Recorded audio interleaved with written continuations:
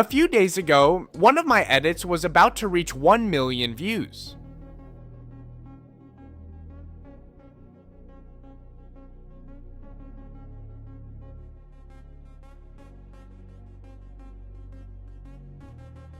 The video was growing really fast. Every hour it was getting more and more views, and the numbers kept going up. For a small channel like mine, that felt amazing. I was checking the analytics in YouTube Studio, watching the views climb higher and higher. Everything looked great.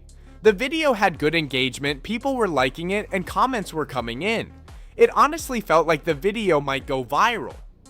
But then, something unexpected happened. Suddenly, the video disappeared from my channel.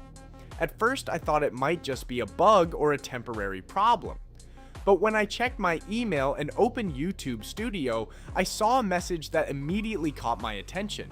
The video had been removed because of a copyright strike. At that moment I was confused, but I thought maybe this was normal. After all, the edit used scenes from the movie Gran Turismo. So my first thought was that maybe the movie studio claimed the video.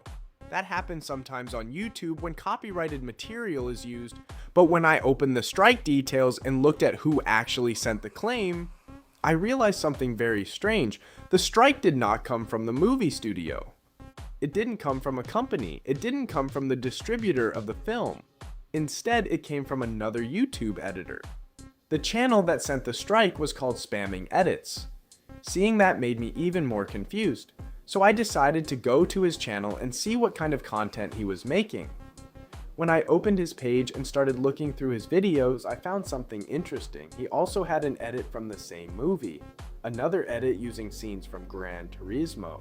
And yes, when I watched it, I noticed that the style of the edit was somewhat similar, but the videos were not identical. They were clearly two different edits. My edit was created completely by me. I chose the scenes myself, I cut the clips myself, I adjusted the timing, added the music, and created the pacing of the video. Everything in that edit was made independently.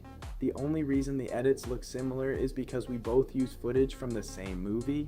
When editors work with the same footage, it's very common for some moments to look similar. Certain scenes from a movie are naturally more dramatic or more interesting. So many editors end up using those same scenes in their edits. But similarity in editing style does not mean that one person owns the content of the other video. And here's the most important part of this whole situation. Neither me nor the person who sent the strike owns the rights to the movie. The rights to the film belong to the studio that created Gran Turismo. Despite that, a copyright strike was still submitted to YouTube. And as many creators know, when a copyright strike is submitted, YouTube usually removes the video immediately. That's exactly what happened in my case.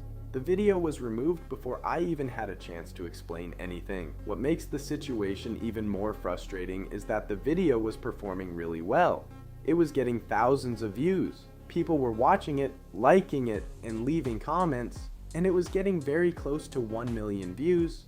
For a moment, it really felt like the video might become one of the biggest videos on the channel, and then suddenly, it was just gone. All the progress, all the momentum disappeared instantly. So after thinking about it for a while, I decided to submit a counter notification to YouTube.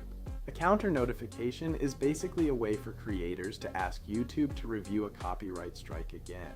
It means that you believe the claim was made by mistake or because of a misunderstanding about the content. Now the situation is pretty simple.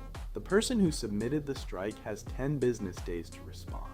If they do not take legal action during that time, the video can potentially be restored to the platform. I also tried contacting the person who sent the strike. I wanted to understand their perspective and why they believe the video should be taken down. The response I received was that my edit looks similar to their edit.